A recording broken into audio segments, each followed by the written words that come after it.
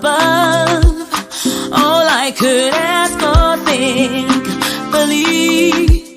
Yes, I believe. You say, I believe that you are able to do exceedingly abundantly, far above all I could ask or think. I am so excited because the Step Out TV shows are back live on T2i TV. And for those who don't know, Step Out is a series of interviews and motivational segments designed to bring the best out of you and your business. Therefore, we have the following TV programs. Our first TV program, which is our flagship program, dubbed Step Out with Oscar Bimpong, is designed to interview consultants, experts, talented people, and those doing exceptionally well in their communities. The second one is Step Out SME Focus. This is where we interview business owners and showcase their products and services. The third one is Step Out Youth Impact Zone. This is where we interview young people succeeding against all odds to serve as an inspiration to other young people. And the last one is Step Out Authors Corner. And this is where we interview authors to share what their book is about to the world. Join us every week at 7 p.m. GMT. Like T2i TV on Facebook and subscribe to the YouTube channel. To advertise or for further information, do WhatsApp +44 759 1152 983 or +233 55 580 3924 or email info@traintoinspire.com. T2i TV. We engage, educate, enlighten, and empower. Welcome to another exciting edition of Step Out with Oscar Bimpong. And this is your regular host, always in the driving seat, taking you to your destination of success. Today is another Saturday, and trust me, this is the best time of the week for me. Because Step Out with Oscar Bimpong is our flagship program, and it is that program that is meant to educate you. It is meant to give you information. It is meant to help you with your vision. It is meant to help you to succeed in life. We always bring in powerful men, people that are endowed and experts in their areas, to come and really give you information that can help you to strategically position yourself in the marketplace.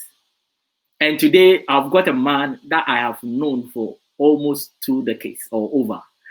And he is here to really talk us through a powerful topic. But before I bring him on board, I really want to talk to you about a few people that really sponsor this program.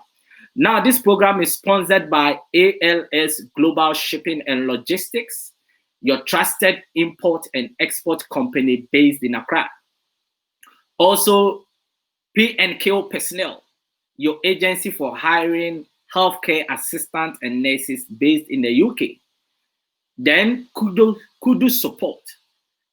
That is your web or graphic design company, app development, or social media management.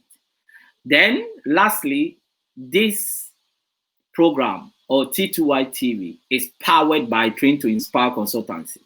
For those that don't know the full name of T2i, T2i means Train to Inspire. So Train to Inspire Consultancy is what powering T2i TV. And Train to Inspire Consultancy is for your business training and development, as well as consulting services for business startups, for your business development, helping you to strategically position yourself in the marketplace. Just contact Train to Inspire Consultancy. For all these sponsors, if you want to contact them, if you look at the numbers, there is a highlight scrolling on the taskbar. you can find their numbers and contact them. Now, to also sponsor this show or to sponsor T2i TV or any of our programs, we would like to also go to the taskbar. There is a telephone number there where you can really contact us, and we are also going to really help you, because Train to Inspire Consultancy, we will not just allow you to just come and advertise and co. We are going to also partner with you to help your business to grow. So we are going to give you 2-in-1. That is, you will be killing 2 birds with 1 stone. And why don't you come to us?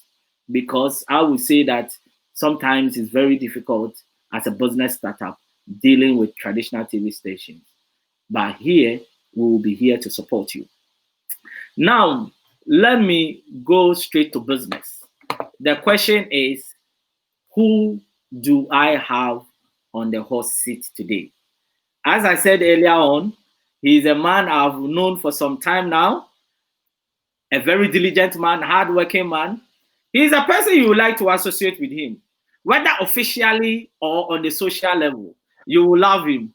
And we all went to the best school in Ghana anyway. I know some people will not agree, but that is their cup of tea.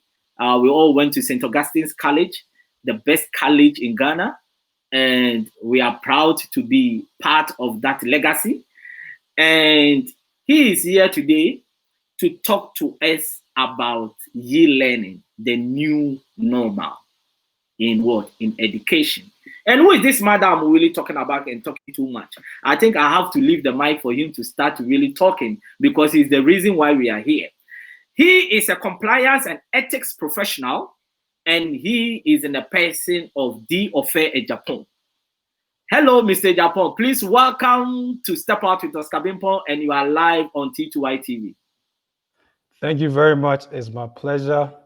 I've been watching the good works that you've been doing for a while. And just like you said, because we've known each other from St. Augustine's to Kwame Nkrumah University of Science and Technology.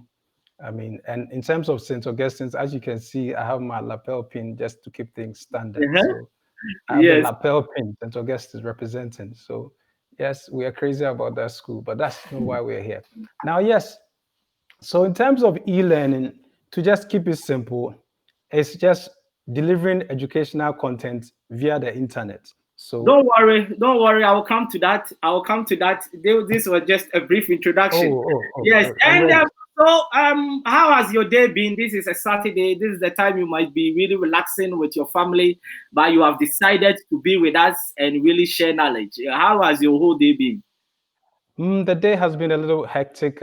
This morning, I had some family engagements, actually family emergencies that I had to attend to in the morning. But beside that, because we already had this date set, I felt there was no need to postpone. That's why I felt like still I had to honor this special invitation, because like I said, I've been watching your works and I'm excited and I'm privileged to be on this platform. So that's how come I still had to make the time.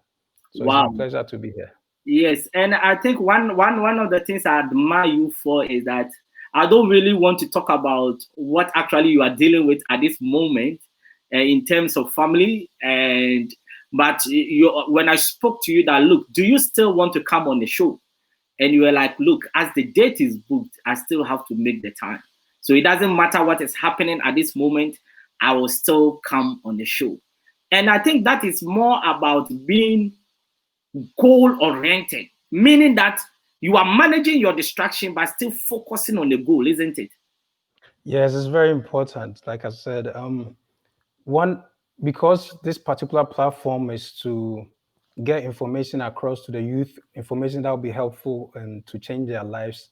I feel once I have something to share, then I have to cherish the opportunity. That's how come as I said, I value the opportunity I've been given. So yes, the show must go on, they say. So that's why I felt like the show must go on. Wow. Now, who is Offei Agyepong? That an ordinary person that hasn't met you before. Who is he? That in your own ways, very brief. Right. So in terms of who I am, I come from a big family. We're about 10. So I come from a really big family. And then Most people on Facebook, actually on social media, even know my mother's name, Auntie Comfort. Wow. So I attended school in Accra. That's primary up to the JHS, and then I went to university I went to the secondary school in St. Augustine's College, obviously one of the best college, if not the best. And then I proceeded to Kwame Nkrumah University of Science and Technology, where I pursued agriculture. And then afterwards, I mean, back in the early 2000s, the craze was once you finish school, you journey overseas just to, how do we even express, to seek for greener pastures. So I did all that. I did about a year and a half in the United Kingdom. Then I moved to the States, all in pursuit of the greener pastures. But at some point, I realized where my heart really was Ghana. So I felt that it's important I come early and join the struggle in Ghana so that, I get to be placed in there, So I left the hustle and bustle or the pursuit of the greener pastures in 2009, came back home, and then I've been home since. My only travels have been just, brief, not to stay or anything. Yeah, and I wanted to put it in another way, and that is probably you realize that the grass wasn't greener. No, for sure. I mean, I think you couldn't have put it better. I mean, the grass, and so I tell some of the people that I'm close to that, for instance, the USA, I tell people all the time, the US is beautiful on TV in the sense of how you see it.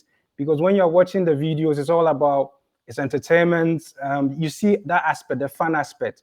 But anybody especially who has lived in the UK and transitions to the US, you find out that in the US, more people are doing two jobs just to survive, So that's makes you know that the grass is not really greener on the other side, So yes, I have to be honest about that. I was telling somebody that sometimes in abroad, you have to find your own grass and grow. Yeah, I agree. Yes, that's why I keep on telling people, especially young people. I tell them the idea is not to say don't go, because when you are young, you have years to essentially to explore. So that's how come even with my approximate gap year of about 6 years, when I came and I felt that I still wanted to be part of the system, I put in the grind, and I mean, God being so good, we are making some headway. Wow. Today we are going to talk about e-learning, the new normal in education. And I think because of COVID-19, now the online space has really come to stay. And there is a serious disruption in the market. Whether being education, being business, as a personal brand, you are forced to be online. But education is the most impacted, especially on the African continent. Now, to an ordinary person that is watching us, what is e-learning? Yes, so to someone who's listening or watching for that matter, e-learning is essentially distance learning, so because most people are familiar with the concept of distance learning. So in the past, distance learning primarily happened in two forms. You had the mail correspondence courses where your course content will be mailed to you. So, and then you do your courses. If it's examination, usually they will have a proctored exams at a site, where you can be supervised. So that used to be one form. And then the form which is more common in Ghana is the one which is remote campuses. So for instance, you have University of Cape Coast, which is very known for its distance learning because it had remote campuses. So you could have somebody in Nyankpala and there will be a UCC campus on Nyankpala, that's in the north, and the person could still access a university course far away in Nyankpala. So that was what essentially distance learning, the form it was. But thanks to the internet, and now the way you could say access to the internet has grown. So now this distance learning is being facilitated by the internet. So essentially that's e-learning is distance learning, but through the internet. So course content is delivered via the internet. So, for example, when you look at the distance learning, it's a form of e-learning, but it was still at a physical location, right? So the reason why we can't say E for that one, because there was no use of the internet. So, but in terms of it's being distance learning, so if you want to break it down, yes, e-learning is distance learning, Oh, but yes. the internet is what is facilitating the access to the educational content. So it is when I'm here and I'm accessing a course on, let's say, any of the educational platforms like edX, and I'm having, let's say, access to a Harvard course. The internet is what gives me that opportunity to sit in Accra and still access content from Massachusetts. Wow. So I think this is now is a revolution, right? Very much so, because it's new. I mean, in the sense of, to the point that most even traditional educators and the traditional mainstream, they still are a bit apprehensive in how they, receive even people who are able to, for instance, have a master's and it's through e-learning, or so that will become an online degree. The moment most people hear the online, they assume maybe it may not be as rigorous as the brick and mortar classroom. Even though for the most part, let me even use an example of University of London, for instance. For many years, they've been having distance learning, and they have always been using, they do a blended. They do e-learning bit, and they also do physical. I have some lecturers on site. Yes. So it is a revolution, because now the way the internet, access to the internet has grown, and the way these, I don't want us to jump too far ahead of Yes, ourselves. So yes. you let me just say that, yes, it is a revolution. Wow. Now, what are the types of e-learning, if you can tell us?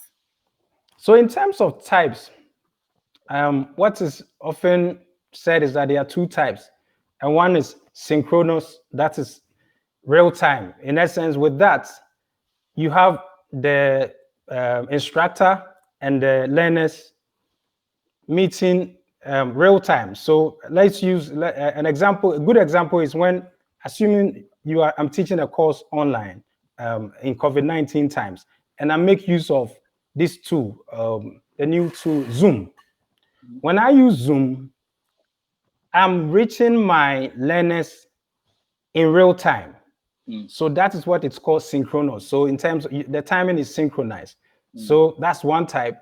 And in this COVID-19 time, some schools attempted to use that, some successfully, some too. You learn to know that when you are doing real time, there are challenges, especially in Ghana, where we have internet issues.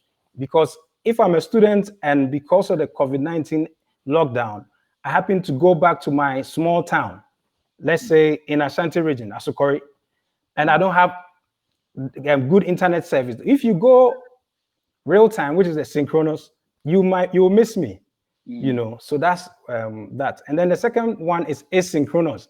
The only thing is that with this one, the instructor and the learner don't have to be they don't have to be in one, like in terms of timing, it's not real time. So the form that it takes is that usually it's recorded audio or recorded video, and that is the one which is being used by these MOOCs. That's the massive open online courses. But let me give you even a good example. For instance, during COVID-19, my little daughter, Awobio, her school, they didn't really think too much about what to implement. They just thought of WhatsApp as a ready-made tool.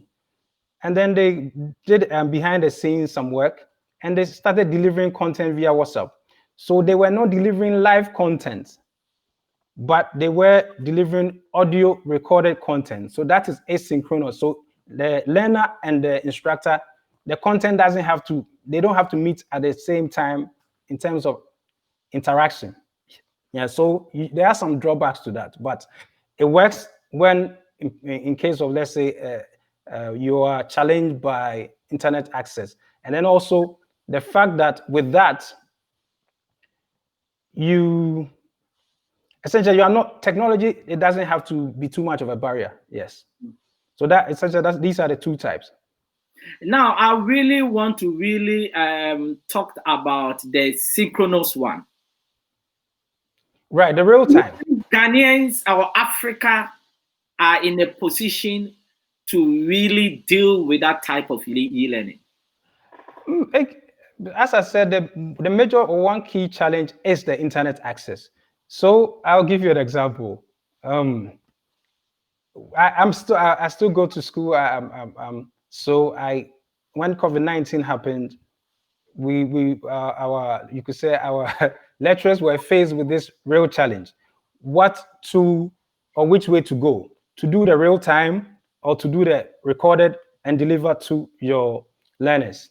Some were, for lack of a better word, a bit fancy. So some attempted the Zoom, which is the synchronous real time. But then in implementing that, what a lot of them forgot was that with the moment you decide to do real time, you have to think about your internet, the quality of internet you do have.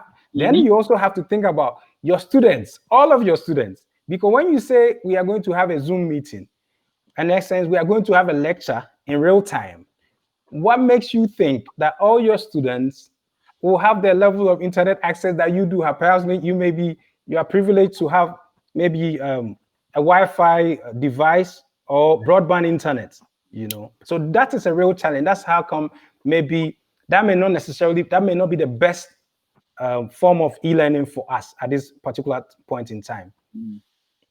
Wow.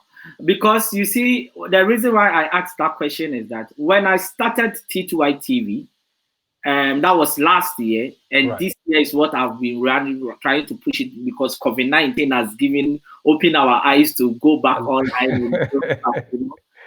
So I have got one program called Step Out Youth Impact Zone.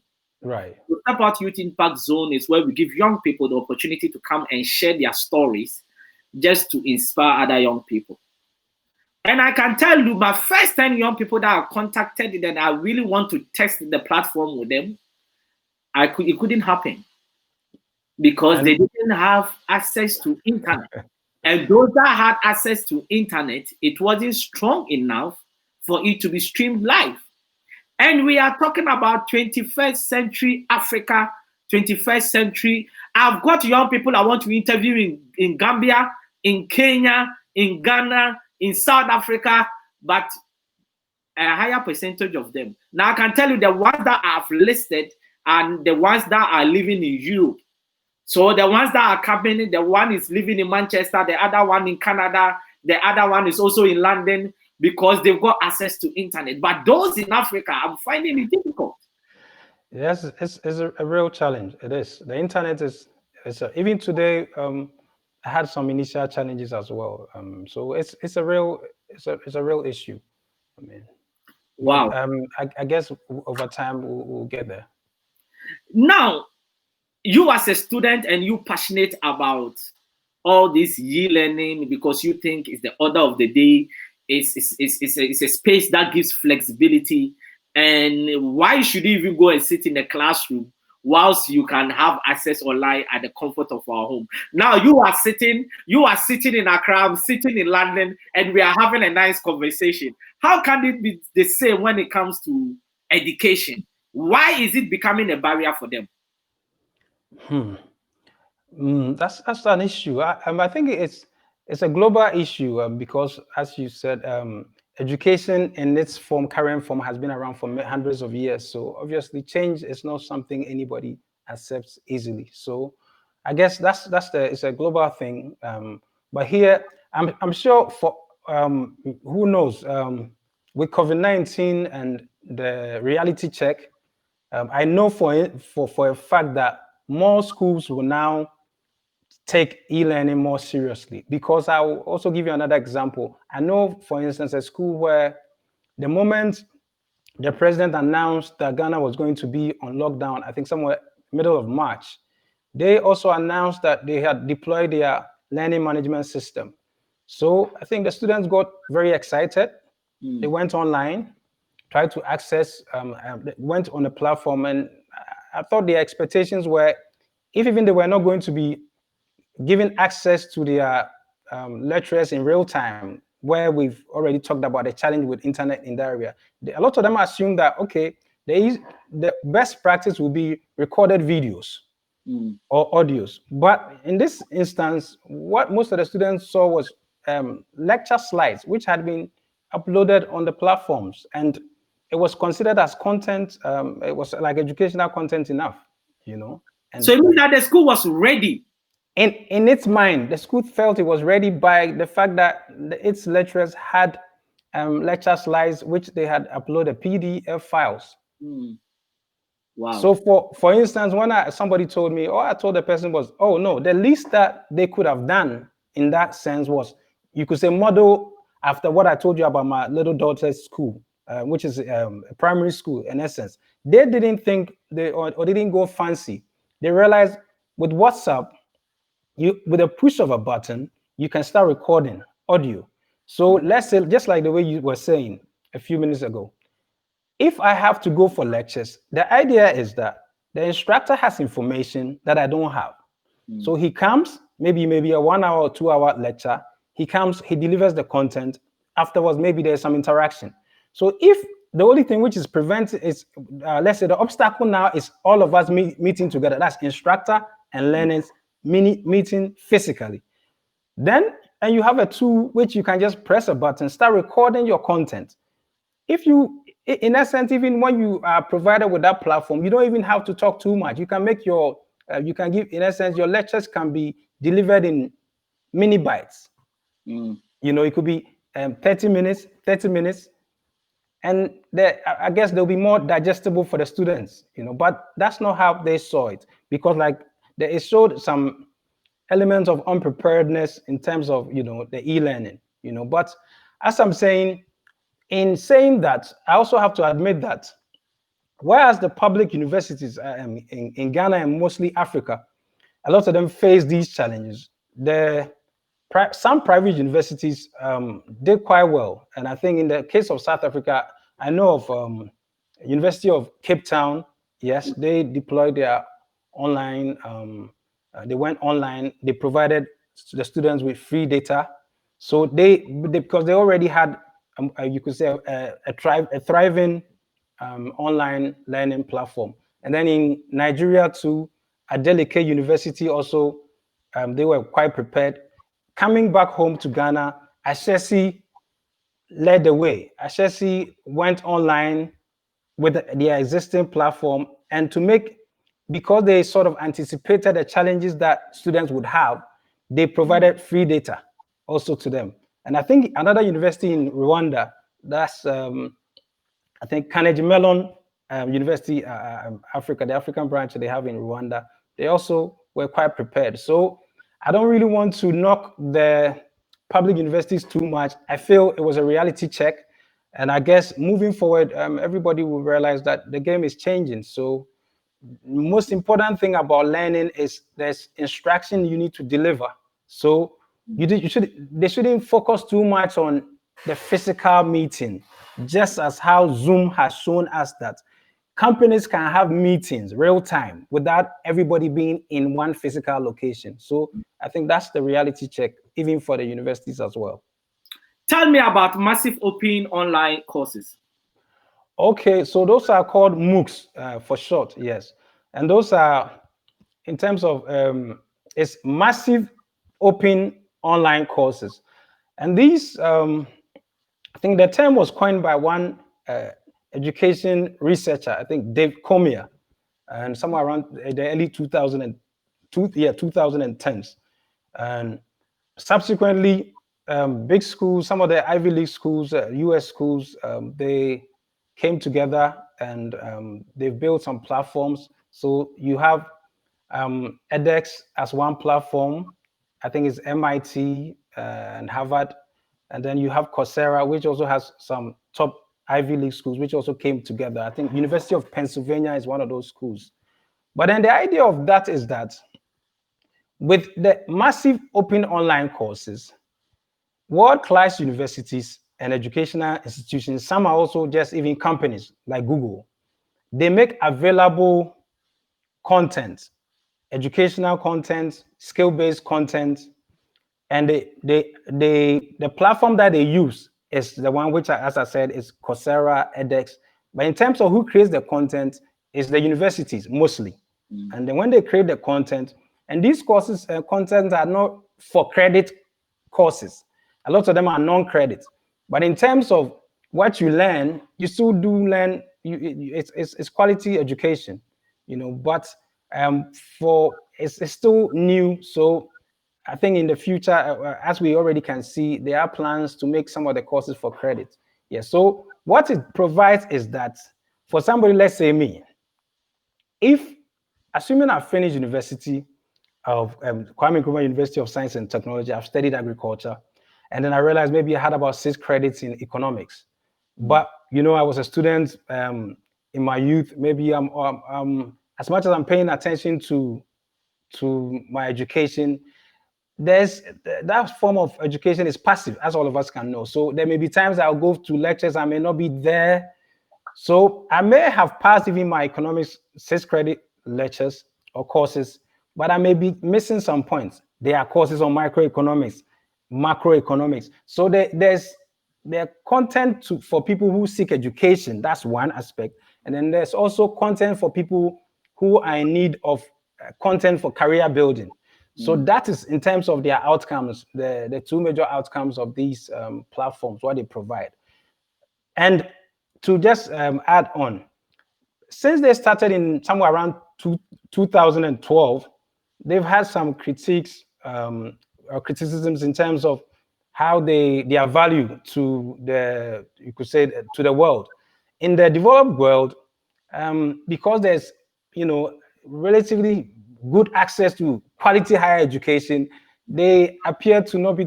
They feel that those platforms are doing well, but they don't give them as much credit. But for me, somebody who is in a developing country, and Ghana, for instance, my experience with these platforms is that they are immense in terms of the value. And I think recently, there was a research, some researchers, and they published in Harvard Business Review. And there was evidence to show that in terms of real value, folks in developing countries, the value they get from these massive open online courses are huge. Yes. So that's the new thing. So do you think how is this going to impact especially young people on the African continent or especially developing countries? Right.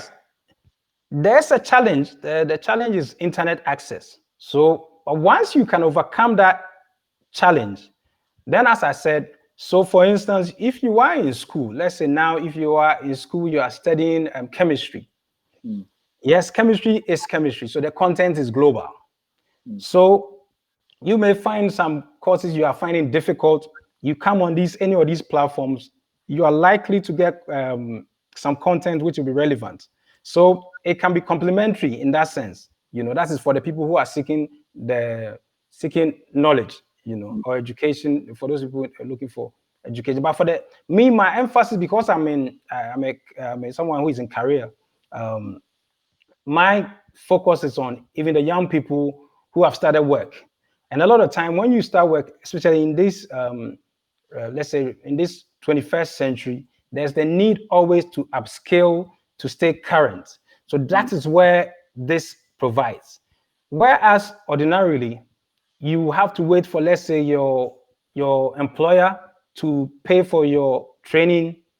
And some multinationals, a lot of the time, they do have their own learning management system. So for those people who are in those companies, they are lucky.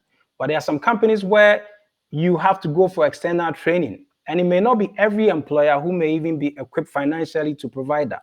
And that is what the value that these MOOCs provide. Because, for instance, if you want to build your Excel skills, you can go to especially Udemy, which is one of the other ones I've not mentioned, which is more skill-based. You can find a complete Excel course that can take you from 0 to hero. And for the most part, even for courses on this platform, Udemy, which most courses are priced around $200, but most times they are discounted to about $15.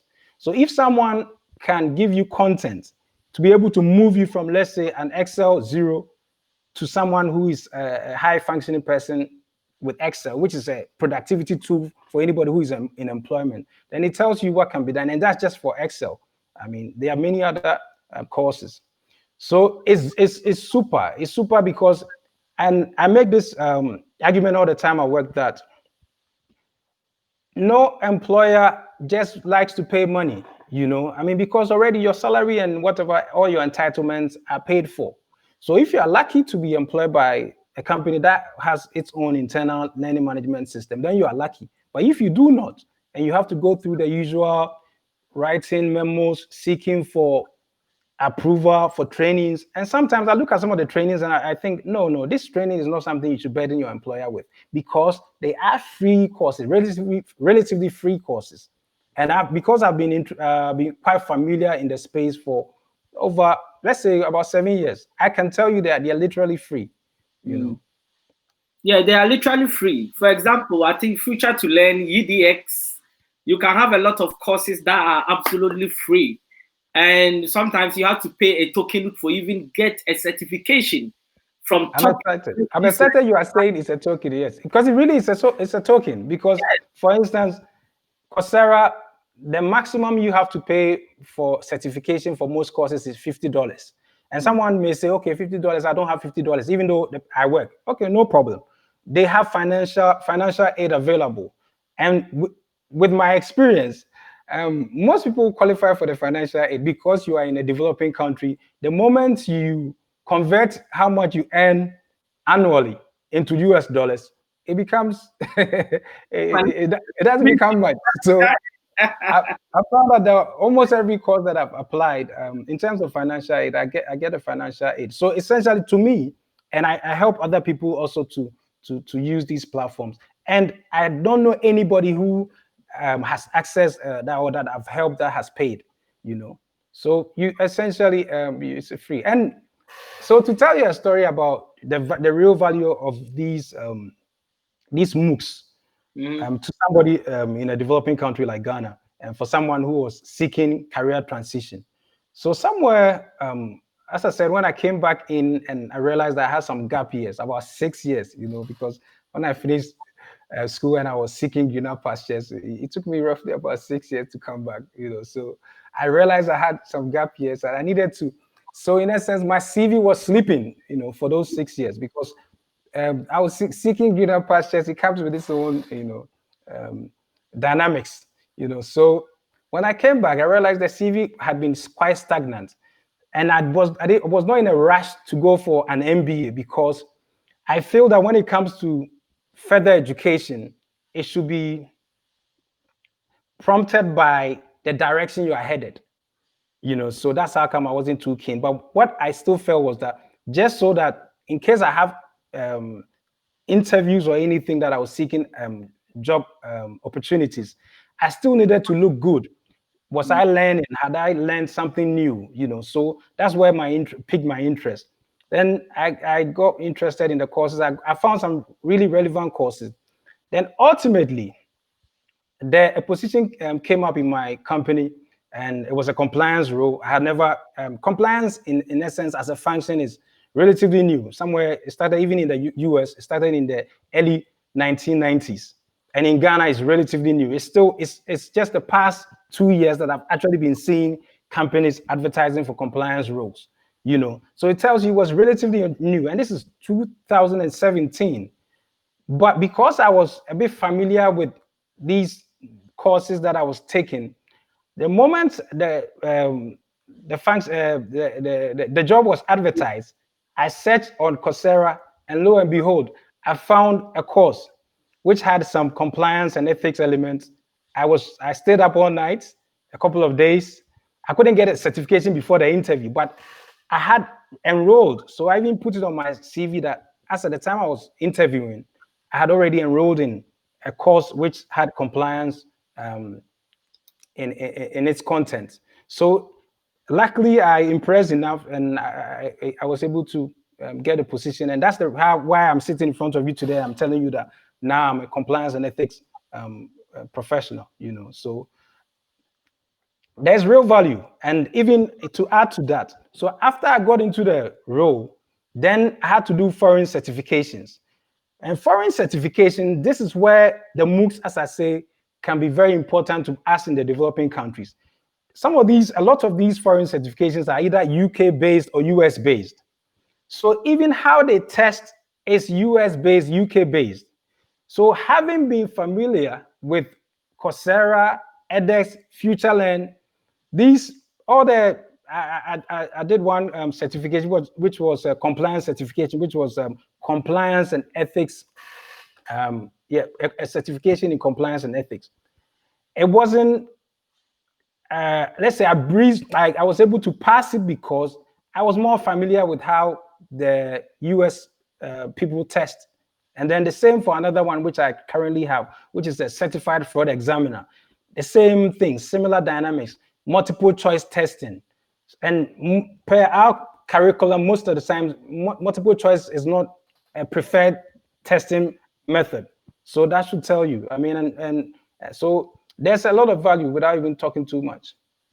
So you are saying that young people, instead of waiting to get these huge sums of money to really go and do MBA, can pick up on these short courses after university to really build their CV and build knowledge in the areas that they want to really drive on. Instead of waiting for a year, 2, 3, 4, 5 years, get that a bit of huge sum of money to go for an MBA or MSc or this master's degree, right? 100%, 100%. And so let me also give one example. So I used to be a customer of Standard Chartered Bank in Ghana. So actually I am still, but yeah, I'm a customer of Standard Chartered Bank, and I witnessed something a couple of years ago, maybe about 5 years ago. Their branch in East Legon, they made it a digital branch. So when a branch is a digital branch, it just means less people because there are more computers. So which means a lot of the administrative and support roles will go away. So this is what I saw first. So this is a couple of years ago. Then somewhere last year, I saw something interesting, very interesting. West Legon, and I'm sure Standard Chartered, per their thinking and their analysis, they've realized that East Legon and West Legon are relatively affluent areas. So in terms of socio-economic status, they know that the people around the area, they do have a relatively high one. So first one in East Legon, second one, this one, they literally moved from their big office, like a big rented office, and they now just have like a small cubicle type of computer. They also call that one a digital branch. So knowing what I know, what that means is this: all the people who I used to see in that branch, now at least they are not in that branch. So the company has to find something else for them. But this is what I'll tell you. At the same time, Stanchart will need cybersecurity guys, because when you have more computers at work, now you are depositing your money using the computer. There's the risk of fraud. So now you have to even hire financial crime guys. So this is where the young people have to pay attention. You have to tailor the skills you are earning to where the game is being played at. And I'm saying now the game, a lot of it is digital. So you can go and get even let's say first class in business administration.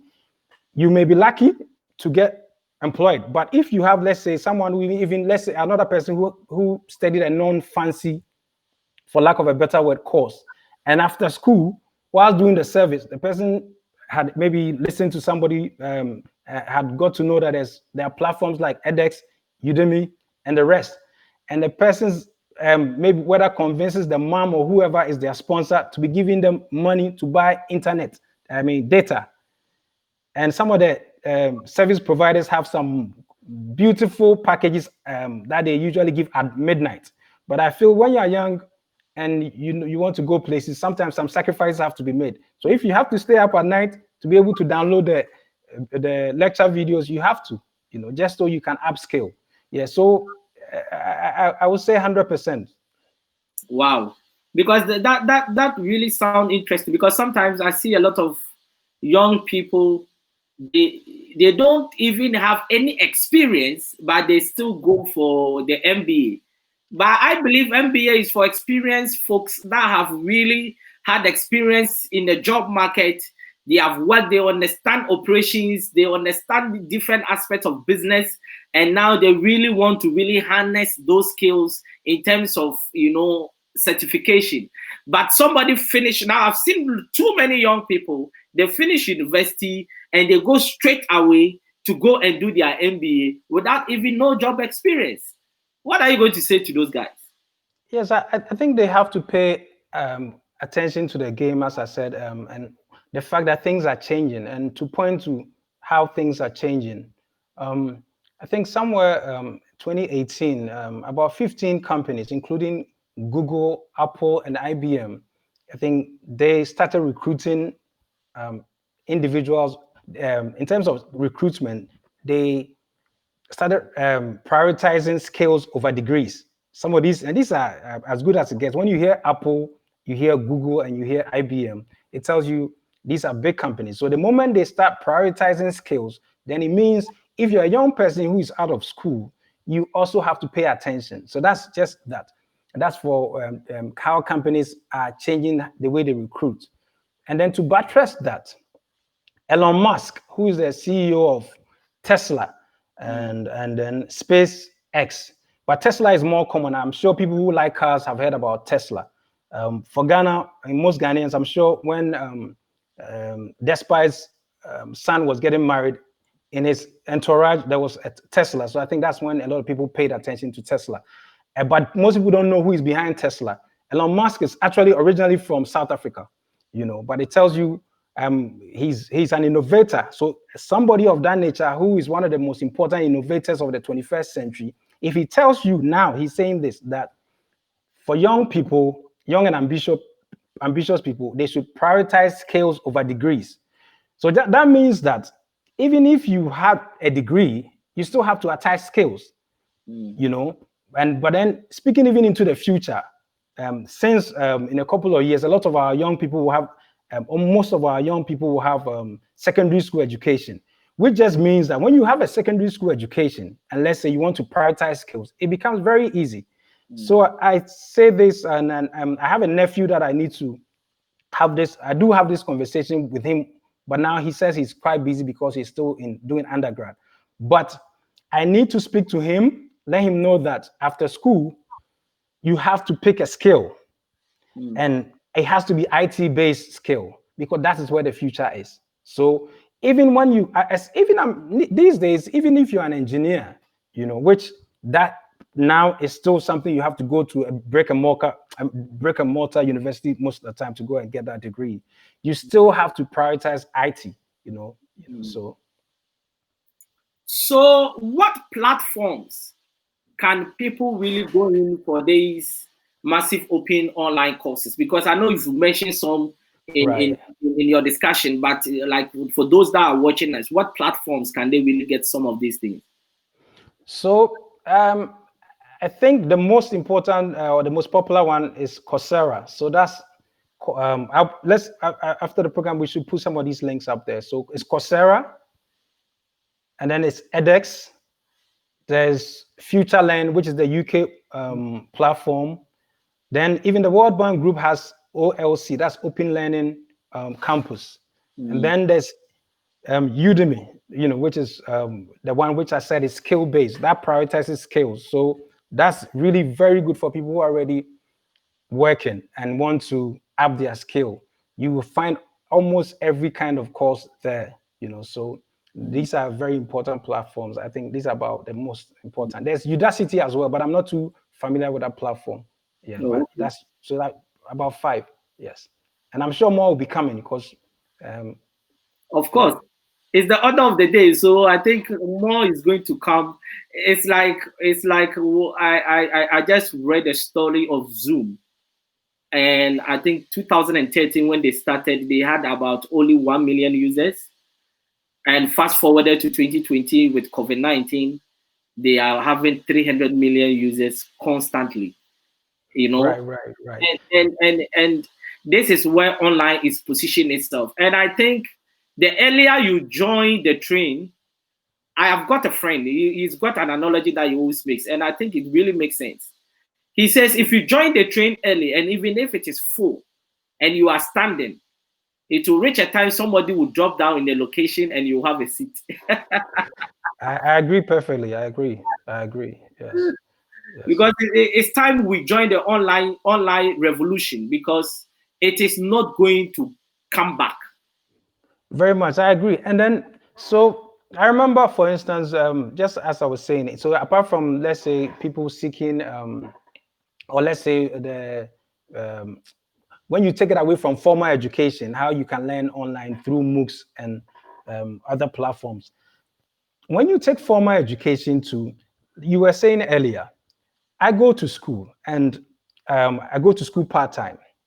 Every day I think to myself, especially with COVID-19 has given, like, has given me the opportunity to think. And this is what I feel. When I close at work at 5 o'clock, I'm already tired. That's facts. I'm already tired. But once the degree I'm seeking requires me to be in the classroom, I'll be in the classroom. But what is failing, or where the weakness is, that I'll get to the classroom and sometimes I may even be dozing off.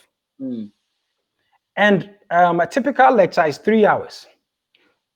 So I've seen that, especially for people doing part-time studies, adult students, the moment these academics start considering, especially on our side of the globe, start considering that online is not just a fad or something which has come and is fashionable. The fact is that the technology is there.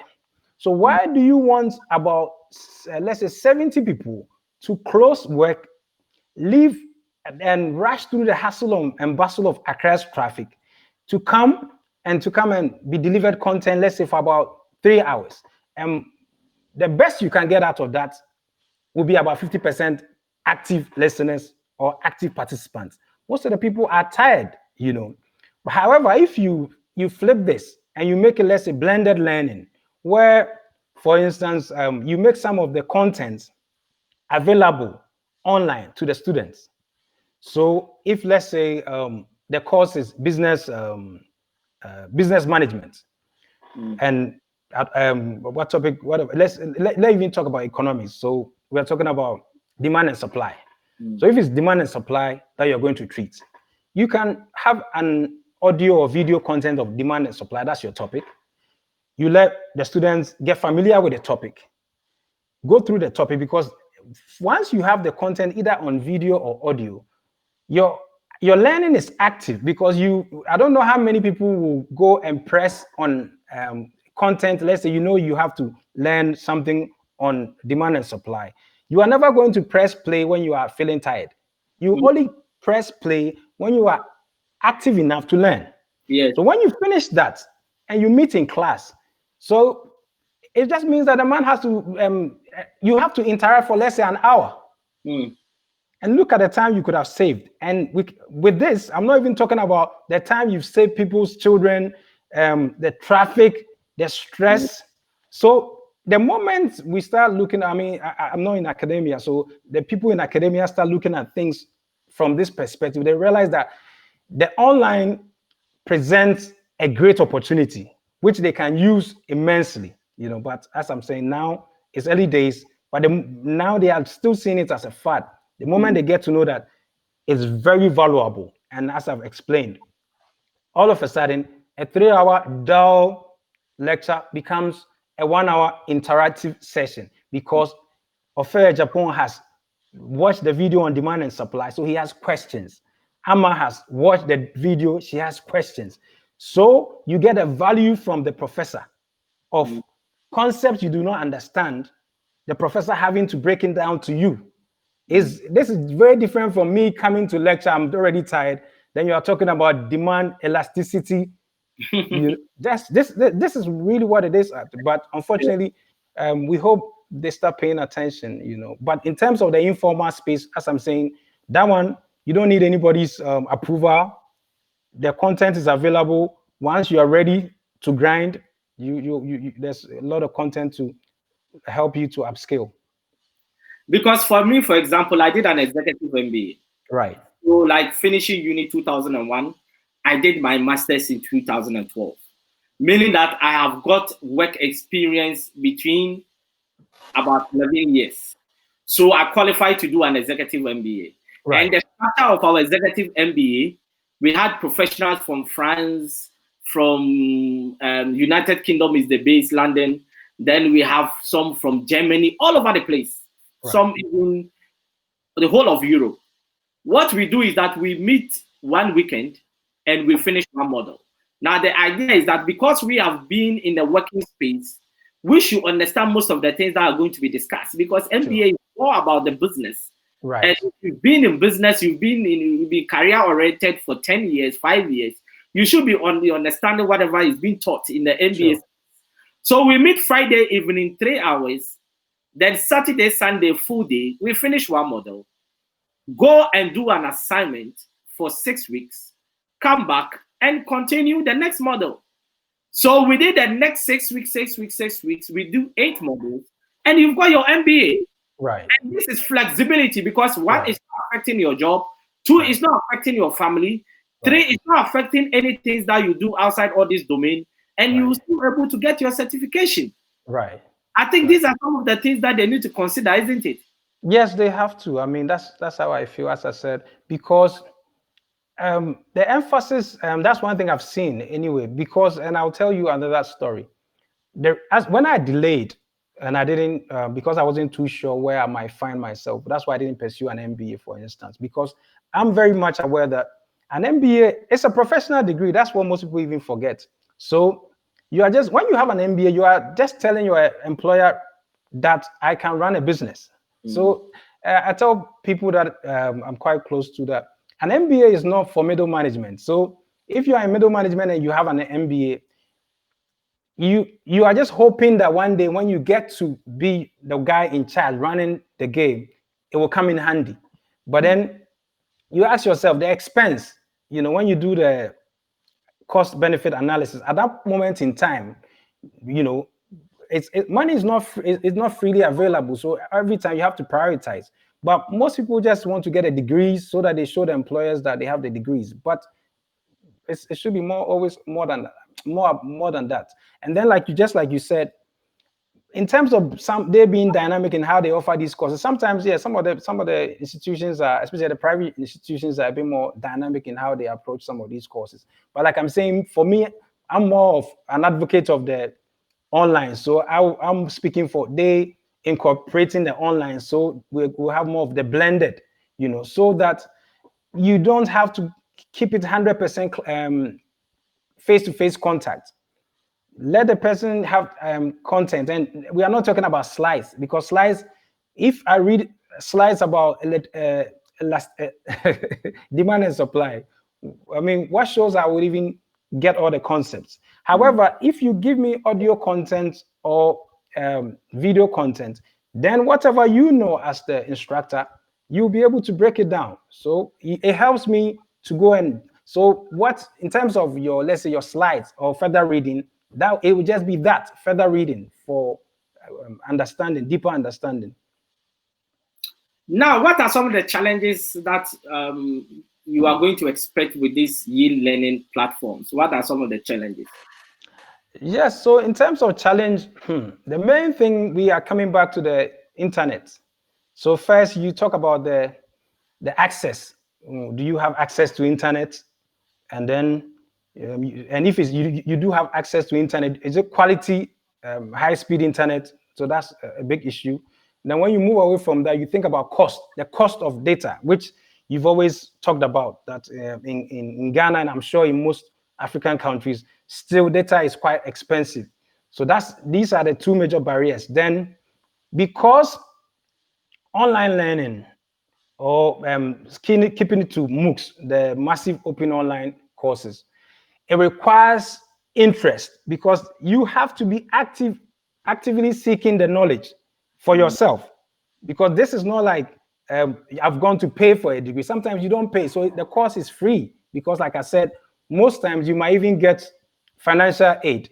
So the discipline is, what do you seek, the outcome that you seek. And the moment you're able to figure out that the course will be valuable to you, then I'm sure you should be able to dedicate. So interest, access to internet, and then the cost of data. So about three. These are the three main issues. Wow. Especially the cost of data. Yes, Sometimes that's I wonder how young people should be able to afford this. right. Especially a young person, a fresh graduate that doesn't have much money. Right. To be I able agree. to afford internet. And to be honest, when I'm in Ghana, sometimes, as you said, I've got this MTN bundle in the night. So if I've got some huge data to download, like if I'm going to have a training with an organization, and I have to download some videos from YouTube to show as part of my training program, I need to stay from 12 midnight to 5 a.m. to get those videos downloaded. And sometimes it even take ages, but that is the only way out. And it's pain. It's like, and it's not like it's cheap. It's expensive. It's Right. international standard pricing. So I think they should do something about some of these things. And I think the regulator, I don't know which people are the regulators, but I think they should wake up and stand on the side of the consumer. Right. Yes, that's the role of the regulator, as you rightly said. That's NCA, so National Communication Authority. I guess, yes, that's the price is an issue they have to watch. And then just as the way they were able to negotiate with some of the telecom operators in the COVID-19 era to zero rate their data for some sites. I guess these are the conversations they should be having with the telcos.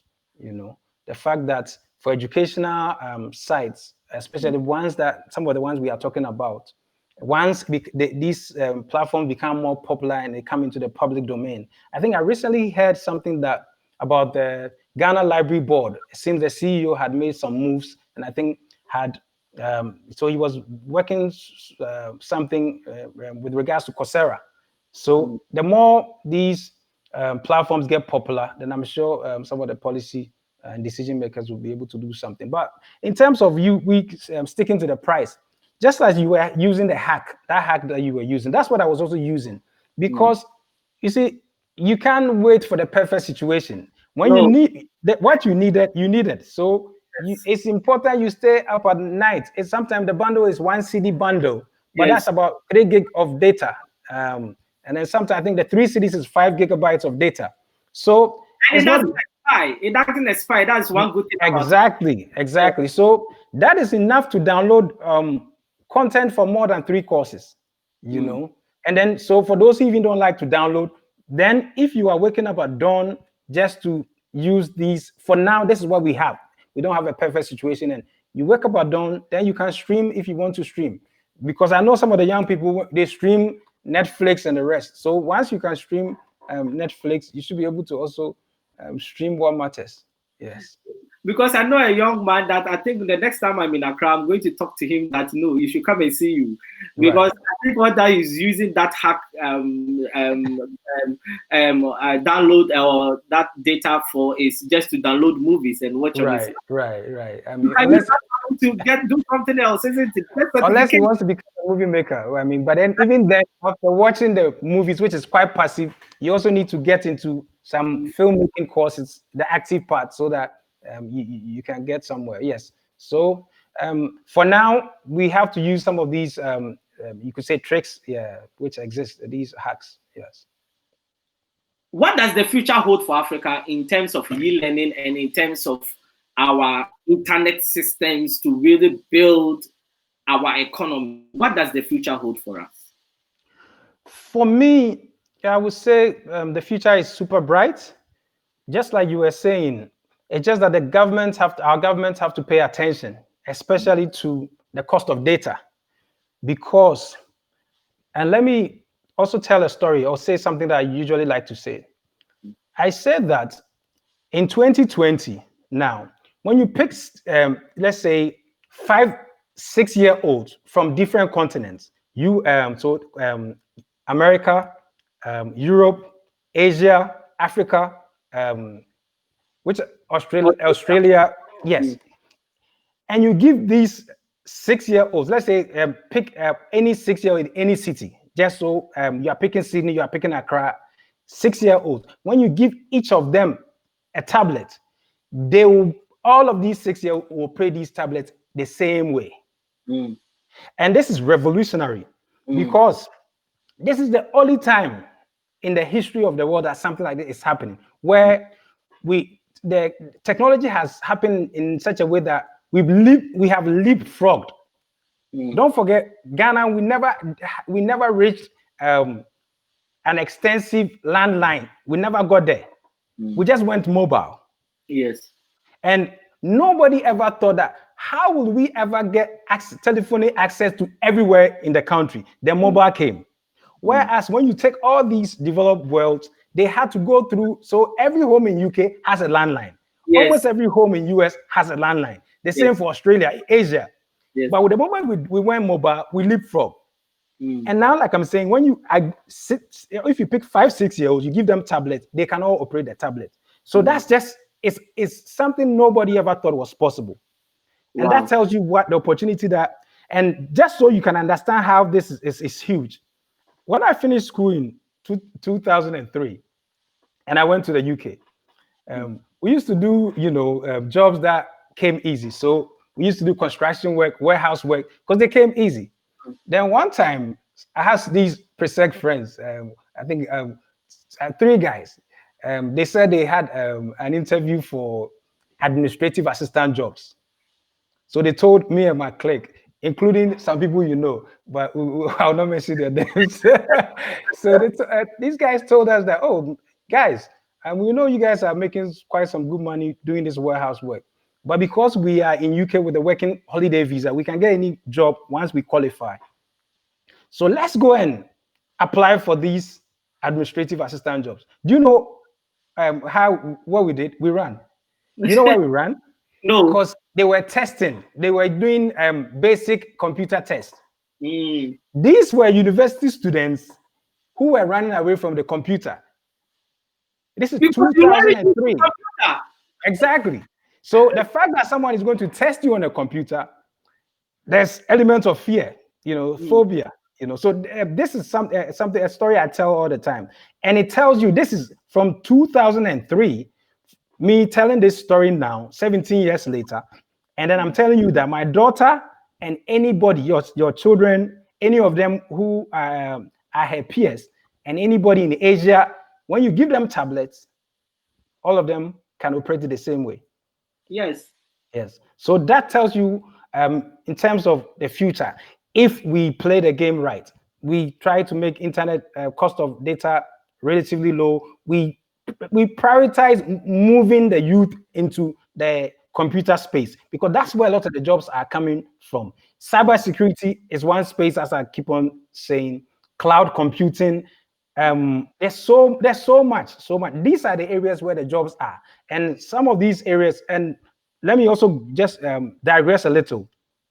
You also know that the CEO of Google is from India. Yes. How many people who are non-Americans have been CEOs of such companies? It's IT. The leverage is IT, because he's an IT guru. He knows so much about IT. So where he comes from originally, you don't care too much about that. Yeah. And if you go to Virginia, for instance, I think there are some parts of Virginia, apart from Silicon Valley, there are some parts of Virginia where a lot of the companies specifically recruit Indians and the rest, because they are IT.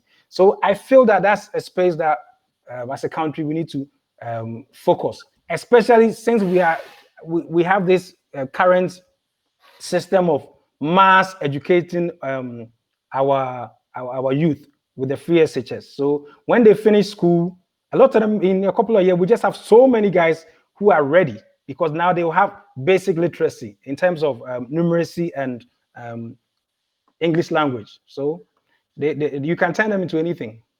Wow. So you are just saying that we have to play our game well, and 100%. Yes. And the opportunity is huge. Leverage the world with internet. So meaning that a Ghanaian, because of their level of maybe IT skills, can one day become a CEO of Google, isn't it? It's too possible. It's very possible. I mean, now a lot of young Ghanaians are building apps, very competitive apps, globally competitive apps. So some are already doing wonders already. But as I said, because now our policy is to mass educate a lot of our youth, and which is great. But the thing is that when they finish the secondary education, we know not all of them can go to the university, because how many universities do we have?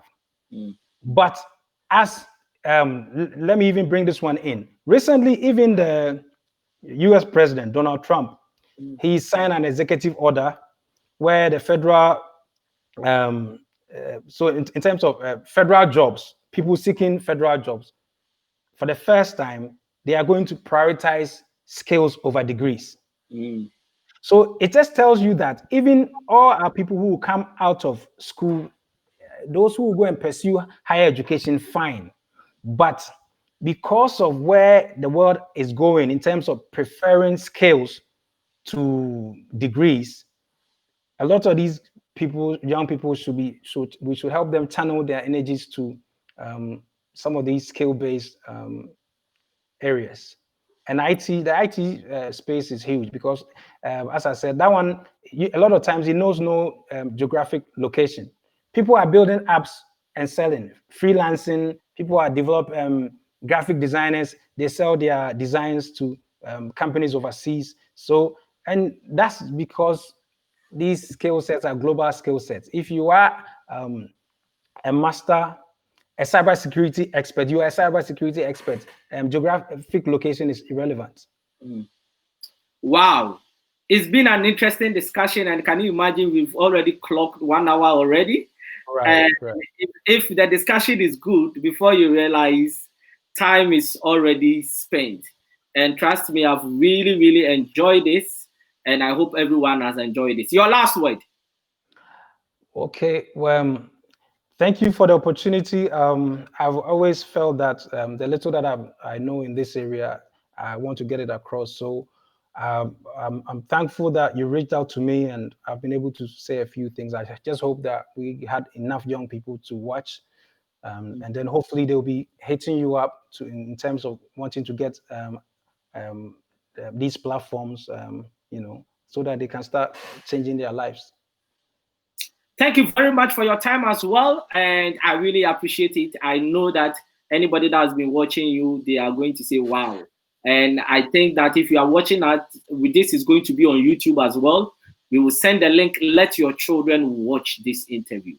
It is time we tell our children to stop playing the games and watch some of these programs. Right. Because playing game will never put food on the table unless you are a genius to also create your own games. Exactly. It will not put money on the table. It will not put food on the table. So it's time sometimes. That is why I have made my son an administrator of this program.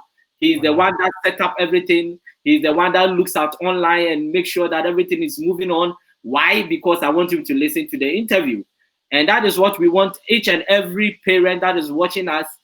This is the platform for young people, especially young people for Africa and those in diaspora, for them to understand that, look, we can do better, we can achieve a lot, we can make a lot of difference, but it depends on what we have in our head. If what you have in your head is empty, you cannot influence and you cannot make any difference. So thank you once again for your time. We really appreciate it, and we hope whenever we call on you, you always come back. The pleasure was mine. Thank you very much. I appreciate the opportunity. All right, and then before we go, I just want to mention that this program is sponsored by ALS Global Shipping and Logistics, your trusted import and export company based in Accra. It's also sponsored by P&Q Personnel based in the UK. That is your agency for hiring healthcare assistants and nurses based in the UK. This is for only UK residents. Then also for Kudu support. That is, do you need a web or graphic design, app development, or social media management? Then what you need is Kudu support. Then also, this T2i TV is powered by Train to Inspire Consultancy. Train to Inspire Consultancy is your firm for all your business training and development, as well as your consultancy services. Now, if you need to contact any of these organizations, all their contact details are on the taskbar scrolling beneath the screen. Just contact them and they are going to respond. So it's been a wonderful time. We are going to be here on Tuesday. Tuesday, I've got a young man from Manchester University. He is the first foreign student to become the General Secretary of Manchester University Union. And over so many years in the history of Manchester University, no foreign student has ever held that position. That young man is coming to talk about leadership lifestyle, because after having a discussion with that young man, from an young age to today, he has held one position or the other. And in the midst of COVID-19, where there is so much racism, he has been re-elected for him to continue his service for another year. That shows that a school that is predominantly white, but giving him the mandate, it means that young man has got something up his sleeve. And he's here to come and share his story on the Step Out Youth Impact Zone. I've always said that the Step Out Youth Impact Zone is my passion. That is giving young people the chance for them to share their story, for them to share how they moved from A to B and how they want to move to C, so that any young person that is watching that other young person will be inspired to also pursue their vision. Sometimes in Africa, we never give them a voice. We never give them the chance. But T2i TV is giving young people of Africa and diaspora the chance. Thank you very much, Mr. QB. Tuesday, we'll be here 7 p.m. GMT, 8 p.m. UK time. Join us, and trust me, you'll always be blessed. Spread this news. Share this to other pages. Let your young people watch this. And trust me, we want to revolutionize the minds of young people. Thank you very much, Man QB, and God Thank you. Thank you very much. Thank you. All right. Thanks for your time. And all those that watched us, God bless you. See you on Tuesday. Stay blessed. Bye-bye. Bye-bye.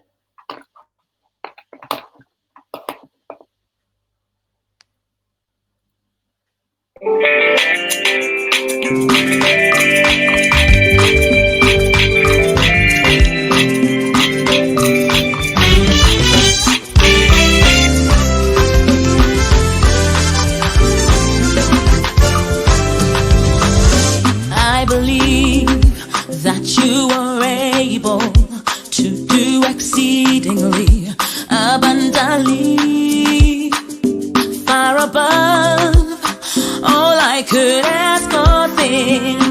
Believe, yes, I believe. You say, I believe that you are able to do exceedingly abundantly, far above all I could ask or think.